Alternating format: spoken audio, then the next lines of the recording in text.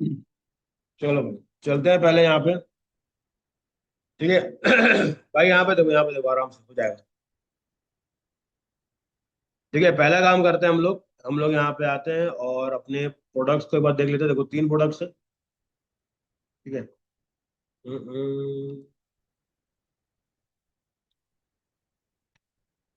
ठीक है, अब जैसे यहाँ पे देखो, अगर मान लो आपको सारे के सारे प्रोडक्ट शोकेस करने हैं अपने साइट के अंदर, ठीक है, तो आप क्या करोगे? सिंपल जाओगे, एलिमेंटर में गए।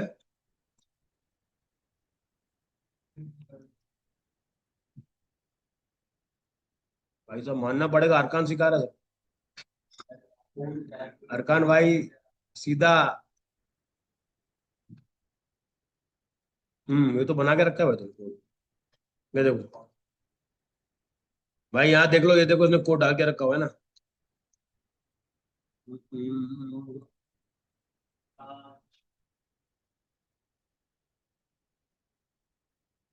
समझ में आया? अभी देखो, अगर मुझे क्या करना है, मेरे को ना यहाँ पे एक सिंगल प्रोडक्ट डालना है। ठीक है, तो मैं अपने वो कॉमर्स के वो डॉक्यूमेंटेशन में जाता हूँ और मैंने इसको कॉपी कर लिया। ठीक है, यहाँ जाने के बाद मैं क्या करता हूँ, इसको यहाँ पे पेस्ट करता हूँ। ठीक है, ये क्या बता रहा है? Product page ID is equal to इतना। ठीक है, अगर मुझे सिंगल प्रोडक्ट दिखाना है तो मुझे इसमें क्या देना पड़ेगा? आईडी का नंबर डालना पड़ेगा। मैं यहाँ पे जाता हूँ, मैं यहाँ पे देखता हूँ, दिख रहा है आईडी। आईडी कितनी? 1566। अगर मैं इसको यहाँ पे लगा दूँ, ठीक है, 1566, इसको एक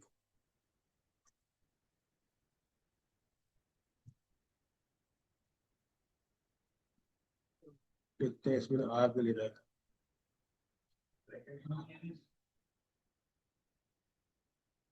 अच्छा हाँ यार, क्या बात है, स्क्वायर ब्रैकेट। ठीक है, ये आ गया सिंगल प्रोडक्ट।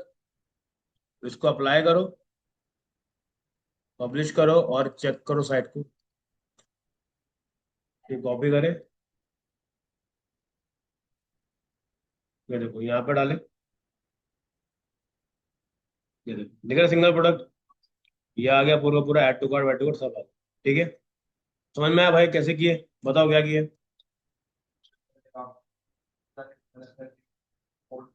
हम्म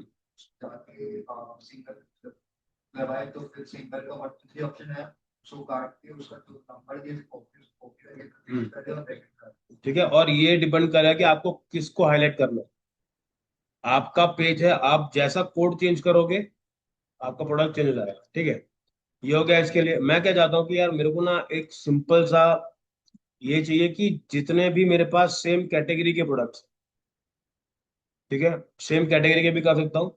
और एक है फीचर प्रोडक्ट्स, ये भी कर सकता हूँ। ठीक है, अब ये कैसे करते हैं मैं आपको बताता हूँ। ये एक सिंपल सा कोड है जो क्या करता है, आपके फीचर वाले प्रोडक्ट्स को लेकर के आएगा। मतलब क्या होता है, आप लोग देखो, जब भी हम लोग साइट खोलते हैं तो बाय डिफॉल्ट कुछ ना कुछ प्रोडक्ट आते हैं हमारे पास। ठीक है, उसके लिए क्या करना पड़ेगा आपको? आप जैसे ही कभी प्रोडक्ट बिल्ड करोगे, यहाँ पे दिख रहा है स्टार वाला पार्ट। ठीक है, मैं तो को स्टार कर रहा हूँ इसको। ठीक है, नाइकी ड्रिफ्ट डाउन, इसको मैंने स्टार कर दिया। ठीक है, आ जाओ भाई, एडिट करते हैं, आ गया, आ गया। ठीक है, स्टार आ गया ये। अब इसका मतलब क्या हो गया? ये मेरा वो प्रोडक्ट है जो कि फीचर्ड में आना चाहिए। ठीक है, फीचर्ड में कौन कौन से रह सकते हो प्रोडक्ट आप? जो भी आपके बेस्ट सेलिंग हो सकते, वो डाल सकते हो। ठीक है, यहाँ पे जाओगे, कोड क्या करेंगे, कोड को चेंज कर देंगे, डालेंगे फीचर प्रोडक्ट डाल देंगे। ठीक है, देखो कौन सा प्रोडक्ट आ गया, नाइकी डाउन शिफ्टेड 12 रनिंग वाला पार्ट है, ये आ गया। अगर मैं यहाँ पर इसको भी ऑन करता हूँ तो क्या होगा? ठीक है, यहाँ पे आते हैं, इसको पब्लिश करके इसको रिफ्रेश करते हैं।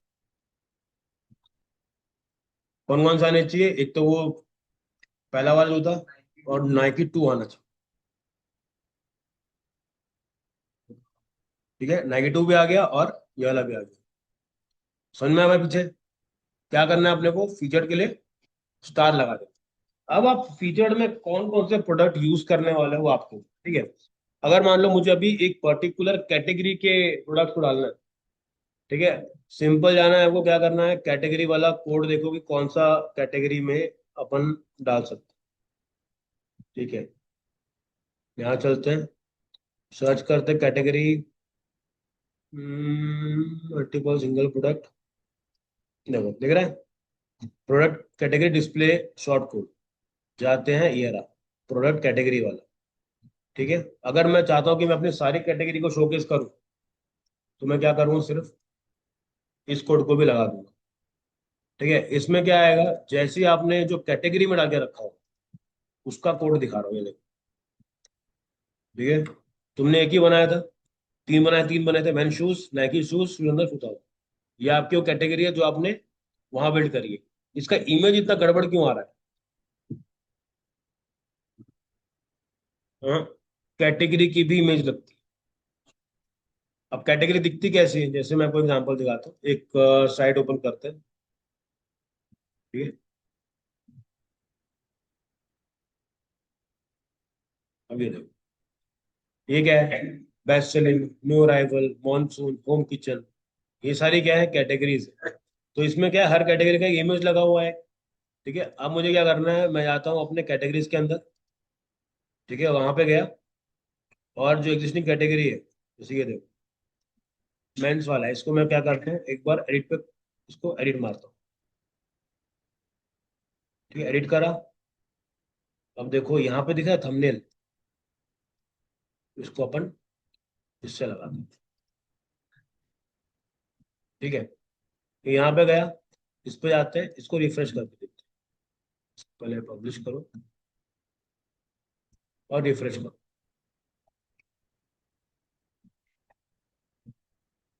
वो वहां पे लड़की आनी चाहिए, क्योंकि हम लोगों ने वहां पे अपडेट किया है। देखो यहाँ पे आनी चाहिए ना वो। देखते हैं इसको, लाइव देखते हैं एक बार।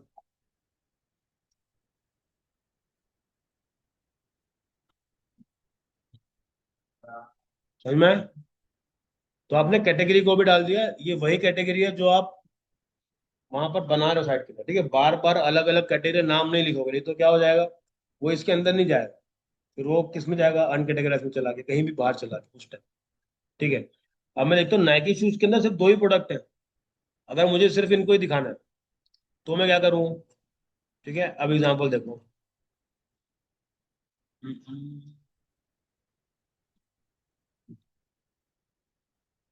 कोड कोड कोड कोड आता है, कहाँ गया।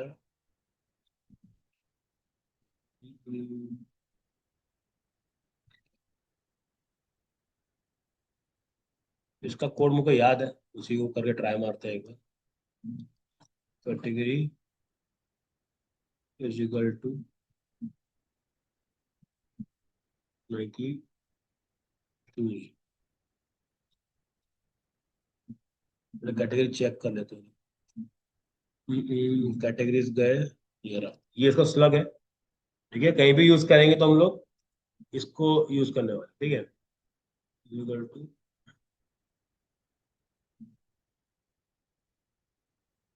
इतना आता है कि नहीं, इसको डबल कोट लगा देते हैं।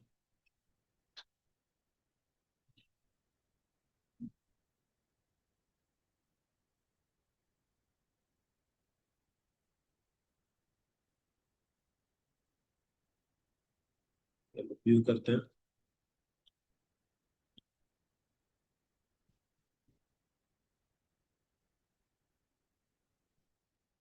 सर्च कर लेते हैं। कोड कोड फॉर स्पेसिफिक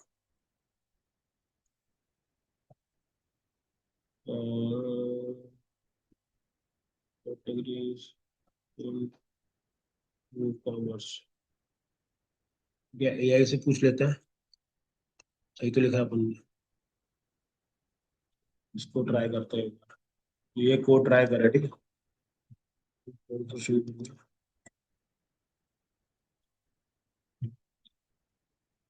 हम्म,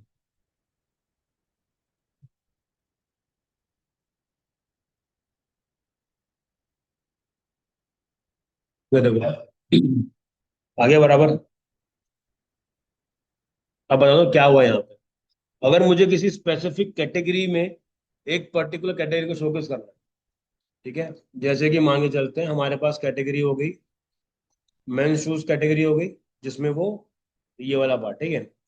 और कौन सी कैटेगरी है हमारे पास, वो चलते हैं कैटेगरी से क्लिक करते हैं।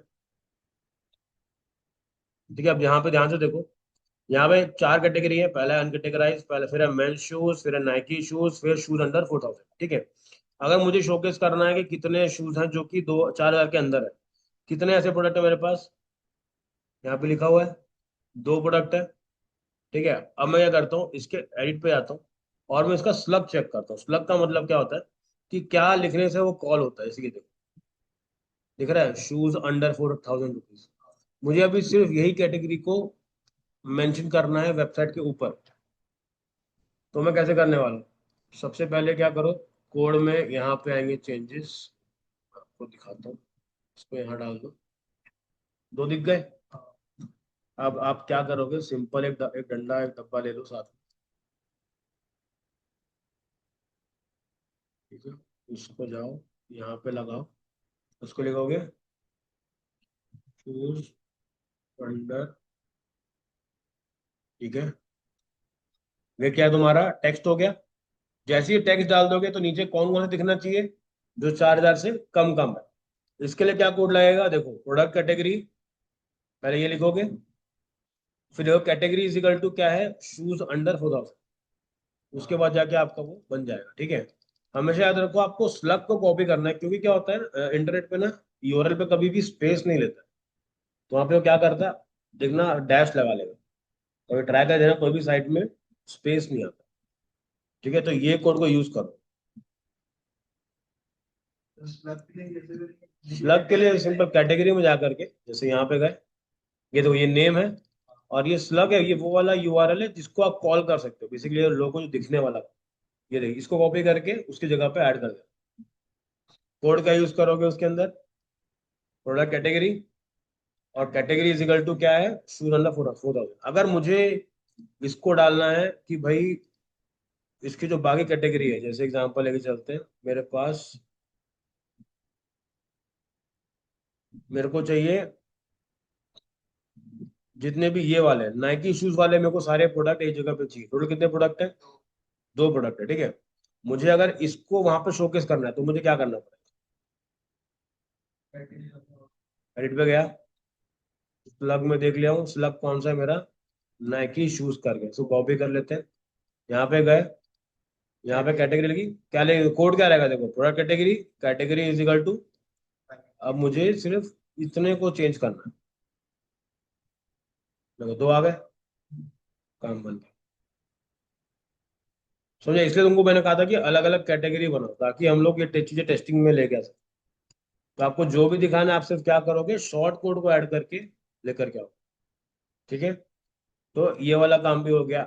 इसी तरह से आपको बस क्या करना है, सिंपल जाना है अपने शॉर्ट कोड को इंटरनेट पे डालो, देखो थोड़ा बहुत जो भी आपको समझ में आ रहा है उसको यूज कर सकते हैं। ठीक है, 2 दिन खुद याद कर लो। जैसे एग्जांपल, अगर सारे प्रोडक्ट दिखाने तो क्या लिखोगे, जैसे ये कोड डालोगे, जितने भी आपके पास प्रोडक्ट होंगे सब दिखा देगा।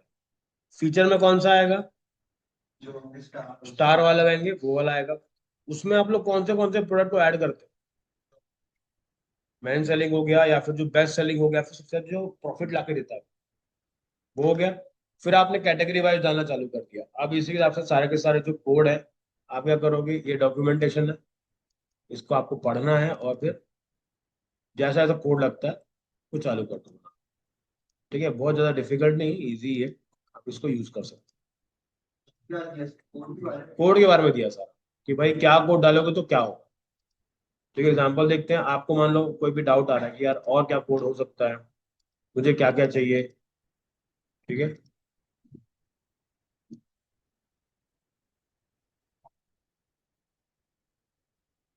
अब इसमें एक और कोड होता है। मान लो आपको एक बार में आपके पास 100 प्रोडक्ट, आपको सिर्फ 3 दिखाने हैं एक डब्बे में, फिर 3 दिखाने हैं और फिर बस और नहीं दिखा। तो इसमें रो और कॉलम भी सेट कर सकते हैं। ठीक है, वो ट्राई करके बताना कैसा रहेगा, फिर उसको आए करेंगे। डॉक्यूमेंटेशन ये पड़ा है ना, इसी को देख लेना। ठीक है, चलो इसके बाद अपने पास एक और मस्त चीज है, वो हम करने वाले हैं, ठीक है, प्लगइन में जाओगे, ऐड न्यू प्लगइन में जाओगे। यहाँ पर क्या करना है, मेरे को निकालना है अपना बैकअप। ठीक है, उसके लिए मैं क्या यूज करूंगा, मैं यूज करूंगा all in one WP migration. ठीक है, इसको यूज करोगे, ये एक प्लगइन है जो क्या करता है, आपकी हेल्प करता है बैकअप निकालने में। जो कर लेते हैं इंस्टॉल। हाँ, तो पहले बैकअप साइट बनने के बाद बैकअप निकालो एक बार, ताकि बाद में दिक्कत मत हो। ठीक है, ये हो गया, एक्टिवेट हो गया। अब मैं चाहे कुछ भी करूंगा, साइट वापस रिकवर हो सकती है। ये करना कैसे है, यहाँ पर जाओ, दिख रहा है यहाँ पे ऑल इन वन माइग्रेशन दिख रहा है। अब मैं चेक करता हूँ, ये रहा, दिख रहा है एक्सपोर्ट और इम्पोर्ट। इम्पोर्ट मतलब लाना, एक्सपोर्ट मतलब हो गया निकालना। ठीक है, अब देखो एक्सपोर्ट में आते हैं, एक्सपोर्ट साइट में जाता हूँ, फाइल के अंदर। अब ये क्या हो रहा है, मेरे साइट का कॉपी कर रहा है, तो बैकअप निकाल लेगा। अब इस बैकअप को मैं अपने पास रखे रहूंगा। मुझे जब भी वो करना है, यहाँ पे मान लो कुछ आपने ऐसा टेस्ट कर दिया जो कि साइट को पूरा बर्बाद कर दिया, तो बैकअप रहेगा तो ये थोड़ा सा इजी हो जाएगा। ठीक है, मैंने कर लिया डाउनलोड। ठीक, ये हो गया, ये बैकअप वाला पार्ट है, ये भी आपको बहुत जरूरी है काम करने का, उसको यूज करें। ठीक है, इसके बाद जो अगला काम है, वो अपने को क्या करना है कि अब मेरी साइट बन चुकी है, मेरे पास सारा का सारा काम मेरा हो चुका है। अब मुझे चाहिए कि मेरी वेबसाइट क्या करेगी, गूगल में रैंक करनी चाहिए। ठीक है, रैंक करने का मैंने बताया था आपको क्या होता है गूगल के अंदर, कि आपका जो क्रॉलर है, जो इंटरनेट पे घूमता रहता है, ठीक है, वो क्या करता है, इंटरनेट में घूमता रहेगा और आपकी साइट को रैंक करेगा। लेकिन अगर मैं चाहूँ कि भाई मेरी साइट को रैंक करना चालू कर दो, तो इसके लिए आप क्या कर सकते हो, आप गूगल को रिक्वेस्ट भी कर सकते हो कि प्लीज मेरी साइट को आके क्रॉल करो। ठीक है, क्योंकि हमने जितने साइट बनाई है, जरूरी थोड़ी ना कि सब लोग साइट पर रैंक ही कर रहे होंगे, नहीं भी कर सकते। तो रिक्वेस्ट करना पड़ता है। रिक्वेस्ट के लिए हमें क्या करना पड़ता है, दो तीन चीजें करनी पड़ती है, वो समझते हैं। सबसे पहले आपको जाना पड़ता है गूगल सर्च कंसोल के अंदर। ठीक है, गूगल सर्च कंसोल क्या करता है, आपकी साइट को क्या करेगा, वो इंडेक्सिंग में डालेगा। ठीक है, यहाँ पे गए और मैंने क्या करा, स्टार्ट नाउ किया। ठीक है, जैसे आप क्लिक करोगे, अरे यार, ये तो साइन इन, मैं दूसरे में ट्राई करता हूँ।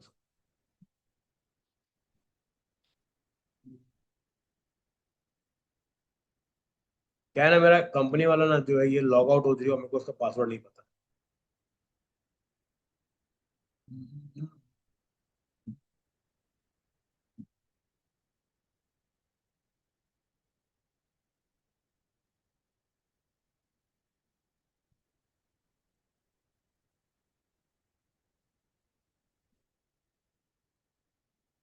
ठीक है, मैं चलता हूँ कहाँ पे, गूगल सर्च,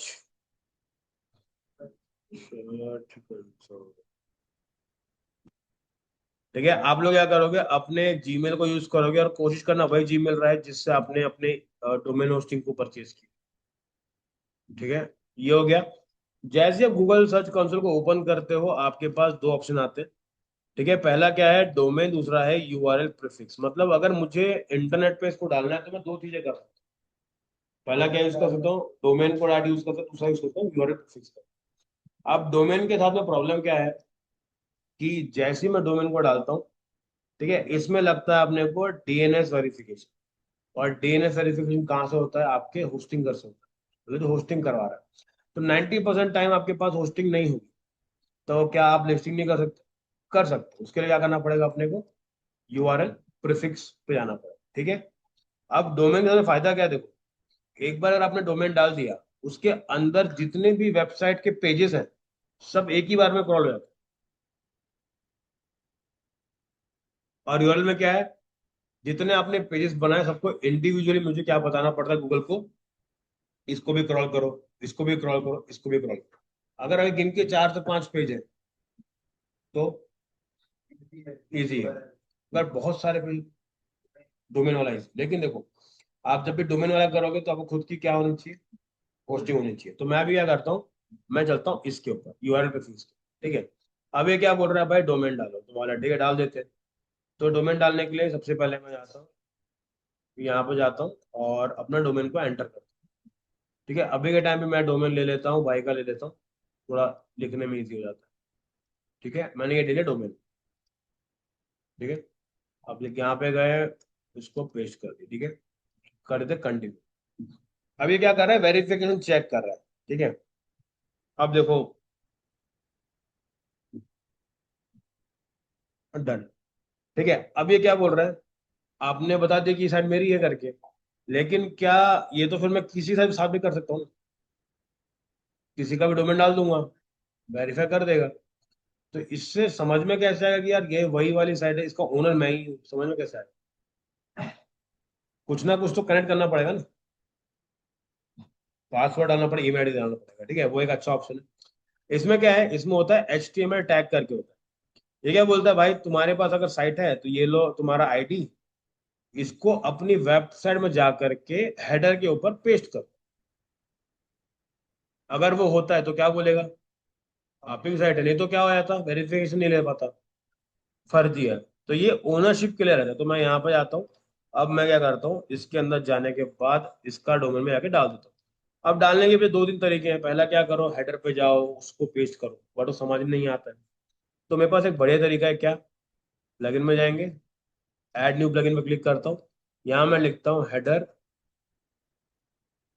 ठीक है, देख रहा WP code header and footer करके आ रहा है, इसको करिए मैंने इंस्टॉल करके, मैंने क्या कर दिया, उसको एक्टिव कर देता हूँ। ठीक है,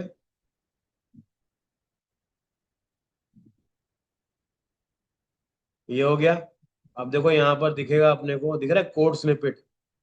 यहाँ पे जाना है, यहाँ पे जाना है, हेडर के अंदर जाना है, यहाँ पे क्लिक करा, और मैं क्या करूंगा, अभी ये मेरा हेडर है, यहाँ मैं क्या करूंगा, इस अपने कोड को पेस्ट कर देता हूँ, फिर सेव कर देता हूँ। इससे मैंने क्या बता दिया कि भाई मेरे पास उस अकाउंट का एक्सेस है। ठीक है, अब मैं जाता हूँ वापस यहाँ पर, ये आने के बाद मैंने ये कोड डाल दिया है। अब मैं क्या करता हूँ, डन कर वेरीफाई करता हूँ। ठीक है, वेरीफाई होने के बाद अगर वो ग्रीन टिक आ गया, मतलब कि आपका बराबर वेरीफाई हो गया, समझ में आया? गूगल सर्च कंसोल में गए, एक कोड बनाया, वो कोड को उठाया, अब साइट पे गए, वहां जाके उसको पेस्ट कर दिया। अब ये हो गया, डन करिए, चलते हैं गो टू प्रॉपर्टीज। अब प्रॉपर्टीज में होता क्या बताता हूँ। अब देखो यहाँ पे ये आया, और इसने बोला कि भाई चलो चेक करते हैं आपकी जगह परफॉर्मेंस क्या था। ये क्या बता रहा है, अभी फर्स्ट टाइम ये क्रॉल रहती है, थोड़ा टाइम लेगा इसके। ठीक है, अभी मुझे क्या करना है, मैं जाऊंगा यहाँ पे URL इंस्पेक्शन के अंदर, मैं वहां पे क्लिक करता हूँ, और यहाँ पे मैं डालता हूँ मेरी मेन वेबसाइट की लिंक।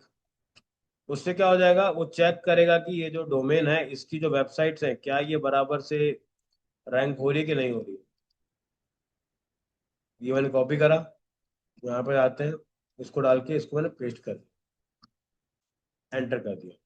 अभी चेक कर रहा है, डेटा निकाल रहा है गूगल सर्च कंसोल से। ये क्या बता रहा है, URL इज ऑन गूगल। याद है आपका रैंक हो गया था, क्यों रैंक हुआ था, क्योंकि वो यहाँ पर क्रॉल हो चुका था। लेकिन क्या आपके सारे के सारे पेजेस क्रॉल हुए हैं, वो चेक करना पड़ेगा। ठीक है, मैं क्या करता हूँ, आपकी बार साइट को ओपन कर लेते हैं।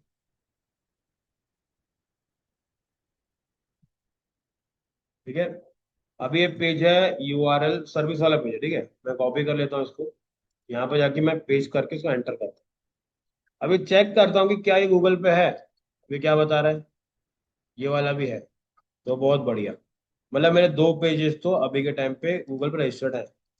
अब मैं लेता हूँ ये वाला, ये है कौन सा, ब्लॉग वाला पार्ट। ये जाते हैं यहाँ पे, इसको पेस्ट कर देते हैं। मतलब कि आपकी साइट के हर एक पेज को ऑलमोस्ट उसने क्या कर दिया, क्रॉल करके रख दिया। चलो अबाउट अस चेक करते हैं।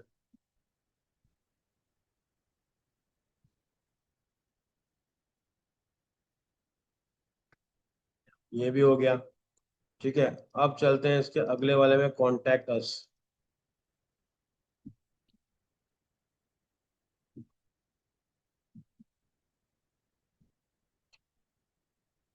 ये भी है। ठीक है, मतलब आपके सारे पेज ऑलमोस्ट क्रॉल हो चुके हैं। अगर ये पेज क्रॉल नहीं होते तो कैसा रहता है रिजल्ट, मैं दिखा देता हूँ। अब चलते हैं, एक और नया पेज बनाते हैं। हम्म, तो शौर्य का कर पाएंगे हम लोग? इसके लिए क्या करना पड़ेगा? वापिस से कोड उठा के डाल के इसके में डालना पड़ेगा। ठीक है, हेडर में डालना पड़ेगा। इसलिए मैं आता हूँ यहाँ पे, एक नया पेज बनाते हैं। ठीक है, पेज पेज डमी पेज, ये डाल के इसको कर देते हैं पब्लिश।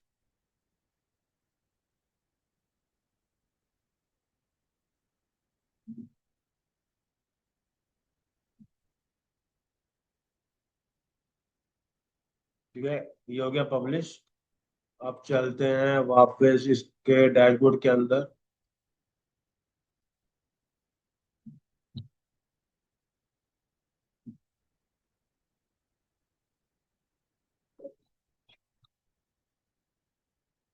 ये पेज तो अभी भी आया इंटरनेट पे, ये पेज पहले था क्या? तो मतलब कि इसको डालने से स्क्रॉल तो नहीं किया होगा। चलो ये भी टेस्ट कर लेते हैं कि क्रॉल हुआ है कि नहीं हुआ है। ठीक है। क्या बता रहा है ये? URL is not crawled. ठीक है, इसका मतलब क्या करना पड़ेगा? मेरे को क्या करता हूँ, मैं इसको करता हूँ रिक्वेस्ट इंडेक्स। ये हो गया रिक्वेस्ट। अब वो अपने हिसाब से क्या करेगा, उसको इंडेक्स करेगा विद इन 24 से 48 आवर्स का। ठीक है, तो ये फायदा कब है? जैसे कि आपने मान लो नया आर्टिकल लिखा, तो आप क्या करोगे? आर्टिकल पहले पूरा लिखोगे, अच्छे से ऑप्टिमाइज करोगे, फिर क्या करोगे? तो लिंक कॉपी करोगे, जाओगे गूगल सर्च कंसोल में अपने जीमेल आईडी से, वहां जाके लिंक को डालो और बोलो कि मुझे इसको क्रॉल करके दे कर। अब ये देखो क्या बता रहा है। URL was added to a priority crawl queue. Submitting multiple times won't change a queue position or priority. मतलब एक ही बार करना है, बार बार करके भी तुम उसको जल्दी कर लो, ऐसा वाला कुछ लो। एक बार हो गया खत्म। अब जैसे ही पूरा हो जाएगा, आपके पास आपका डेटा आना चालू हो जाएगा। हाँ, वो वाला पार्ट। ठीक है, और इसमें क्या ज्यादा कंट्रोल रहता है। जैसे क्या है, अगर मान लो कि आपने किया है, पहला वाला आपने सेलेक्ट किया, तो आप जब भी क्रॉल कराओगे ना, आपको वेट करना पड़ेगा कि यार ये कब मेरा जो नया नया पेज है उसको ये क्रॉल करे। क्रॉल कितने बार आएगा आपके पास?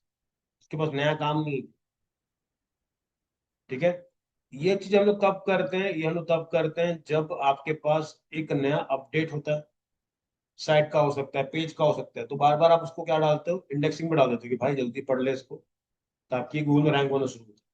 एक बार ये रैंक हो गया तो फिर आपका एसईओ काम चालू हो जाएगा, रिफ्लेक्ट होना शुरू हो जाएगा।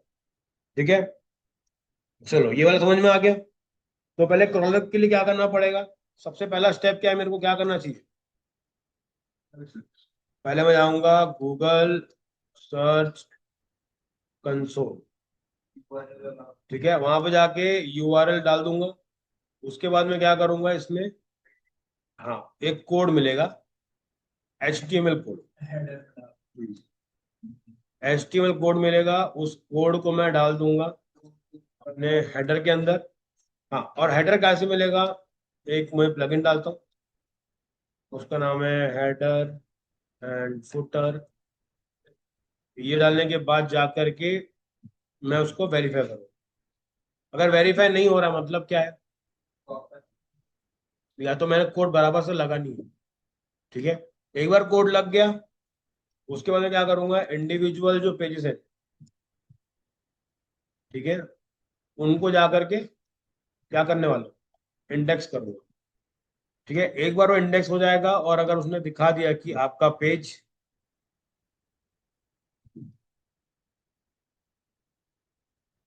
ठीक है,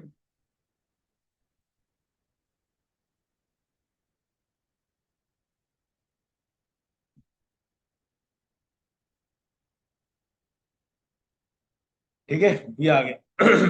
इजी लग रहा है? अभी आपके पास बढ़िया सा काम, आपको बनानी है अपनी खुद की ई कॉमर्स की वेबसाइट। ठीक है, पूरा हटा दो, एक अच्छा सा टेम्पलेट उठाओ। हम्म,